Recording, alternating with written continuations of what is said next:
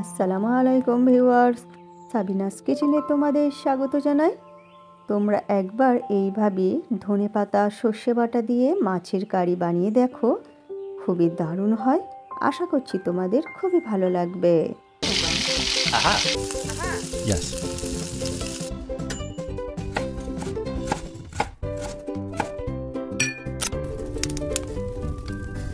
Wow! কড়াইতে একটু বেশি করে সর্ষের তেল দিয়ে ধোঁয়া ওটা গরম করে মাছ ভালো করে ধুয়ে নিয়ে তাতে পরিমাণ মতো লবণ, লঙ্কা গুঁড়ো, হলুদ গুঁড়ো মাখিয়ে আমি তেলে দিয়ে মাছ দু পিঠ লাল করে ভেজে নেব। মাছ তোমরা যদি হালকা করে ভাজা খেতে ভালোবাসো তাই হালকা করে ভেজে নেবে, আর যদি কড়া করে ভাজা খেতে ভালোবাসো তাহলে কড়া করে ভেজে নিও। এরপরে এদিকে আমি একটি মশলা করে নিচ্ছি। 1 চামচ গোটা জিরে, 1 চামচ গোটা ধরে, 1 চামচ কালো সর্ষে, 1 চামচ হলদে সর্ষে, আর ঝালের জন্য একটা কাঁচা লঙ্কা দিচ্ছি, আর 1 মুঠো ধনেপাতা কুচি পানি দিয়ে পেস্ট করে নেব।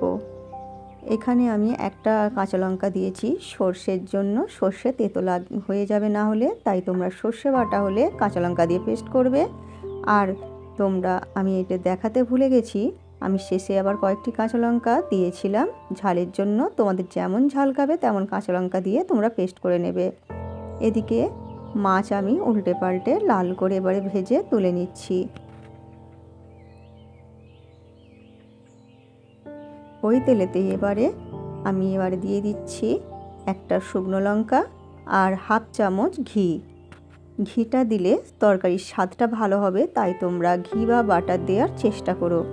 লাল হয়ে গেলে এবারে বানিয়ে রাখা মশলার পেস্ট দিয়ে দিচ্ছি।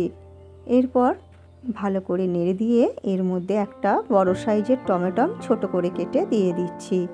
পরিমাণ মতো লবণ, 1/2 চামচ হলুদ গুঁড়ো দিয়ে এরপর আমি মশলা অল্প আঁচে কিছুক্ষণ কষিয়ে নেব। মশলা যত ভালো কষানো হয় তরকারির স্বাদ তত ভালো হয়।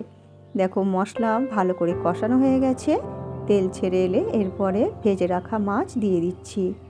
অনেকভাবেই তোমাদের কাছে মাছের রেসিপি আমি শেয়ার করেছি, একবার তোমরা এইভাবেও বানিয়ে দেখো। আমি গ্যারান্টি দিয়ে বলতে পারি এই রেসিপিটাও তোমাদের খুবই ভালো লাগবে। এরপর আমি মাছটা একটু ভালো করে উল্টে পাল্টে মশলা লাগিয়ে এবারে অল্প করে পানি দিয়ে দিচ্ছি। দিয়ে এরপরে এর মধ্যে 1/2 চামচ চিনি দিয়ে দিচ্ছি স্বাদটা ব্যালেন্সের জন্য। এরপরে যখন এই রকম একেবারে মাখা মাখা হয়ে যাবে, এরপর তোমরা নামিয়ে পরিবেশন করো ভাত, রুটি, পোলাওয়ের সাথে। আমার রেসিপিটি তোমাদের ভালো লাগলে লাইক, কমেন্ট, শেয়ার করে পাশে থেকো। আমার রেসিপিটি ফেসবুক থেকে দেখলে ফলো করে দিও, ইউটিউব থেকে দেখলে সাবস্ক্রাইব করে পাশে থেকো। আমার রেসিপিটি শেষ পর্যন্ত দেখার জন্য তোমাদের অনেক অনেক ধন্যবাদ রইল।